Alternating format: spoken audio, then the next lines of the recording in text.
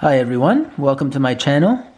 I decided to make a video about my 3 dive watches and my newest addition being the Omega Seamaster 300 Professional in Sedna Gold with the new 8800 movement, or the newest iteration of it at least. And I have on my left hand side my Planet Ocean GMT, also on a rubber strap. I have the stainless steel bracelet for it as well, but I tend not to wear it on that. I like the rubber straps, as you could tell with the rubber strap that I decided to go with the Omega 300. And I have my Rolex Submariner on the right, the Hulk on stainless steel. That's obviously a classic piece for me, and decided to obviously keep it on the original stainless steel. So I want to talk about the 300 on Sedna Gold. Sedna Gold 300 on rubber strap. I fell in love with this watch as soon as I saw it. I think that is one of the most special pieces on the market right now, and the best value for your money if you're going to get into the dive watch category. You don't necessarily need to go for the Sedna Gold iteration, which I decided to go for. They have beautiful black or blue options, and I believe they have 13 iterations out there, but the most common that you'll see are the black and the blue. Why I decided to go with the Sedna Gold was because I do like gold. I've always wanted a gold watch. I was thinking of getting a two-tone Submariner a while back on a blue face, but once I realized, or once I saw this watch, I knew that this would be the better option for many, many reasons. So I'm going to tell you from the research I've done and all the experience I've had with other watches, why I decided I wanted and needed this particular watch. First and foremost, I really like the size of it.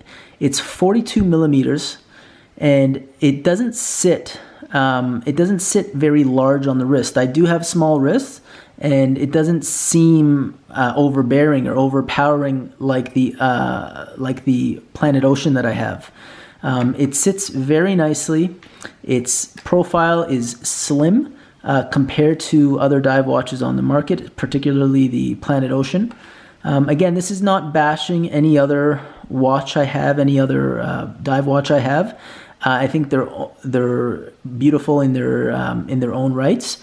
But I am just super impressed with this watch, and I really, really enjoy wearing it. So you can see that it sits nice.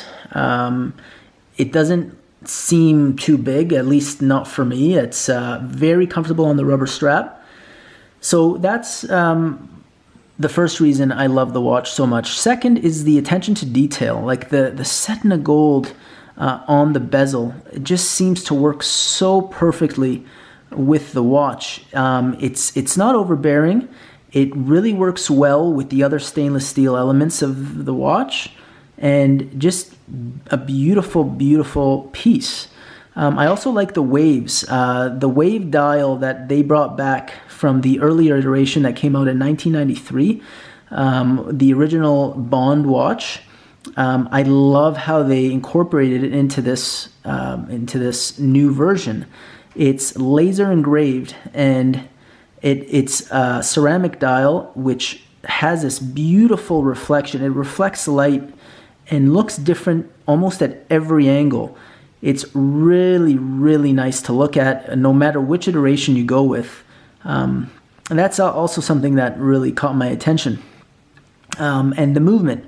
It's the in-house 8800 movement, which is the newest Omega movement, and it is Meta certified, which essentially is another certification for like anti-magnetic testings and so many more rigorous tests that this watch or this movement goes through in order to make sure that your timepiece keeps time under all the circumstances that they tested in. It is extremely accurate. I've owned the watch for a week. I wear the watch every single day for approximately 12 to 14 hours, and I put the watch on my automatic winder at night, and I've heard people say that it loses time if they leave it on its side, let's say on their bedstand or their night table throughout the night, but I don't do that. I put it on the watch winder, and I have not lost any time. So I'm assuming that a lot of people would come on to this video to kind of see the comparison between the Omega Seamaster and the Rolex Submariner, and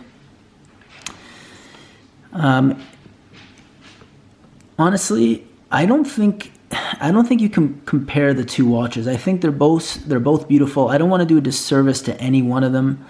I'm lucky enough to be able to own both of these timepieces. I love both of them, but if I had to choose one, if someone put a gun to my head and said, you have to choose one for, and again, there's so many different categories you can kind of grade. I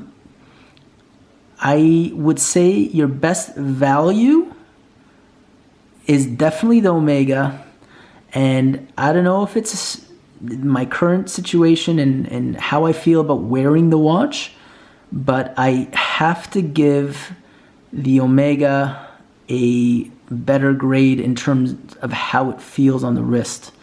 It may have to do with the rubber strap and how comfortable it is, although this Hulk is extremely comfortable. I love the stainless steel bracelet that it's on, but I just love the way this total package is presented, and I have to say that Omega is definitely my favorite watch brand as of this watch right now. I love dive watches, as you can tell, and I'm extremely impressed by what they've done with this particular watch. Again, I've had this Planet Ocean for quite some time, since actually, if you consider about 4 years, quite some time. It is a long time for me in the watch category. I've loved the ownership of the Planet Ocean. I think it's beautiful. I think it's definitely a piece that I would not want to get rid of, but I did not enjoy wearing it as much as I do this one in the first week of ownership. So this one will definitely be, I don't know when this is going to get back on my wrist, because this one right now is the total package.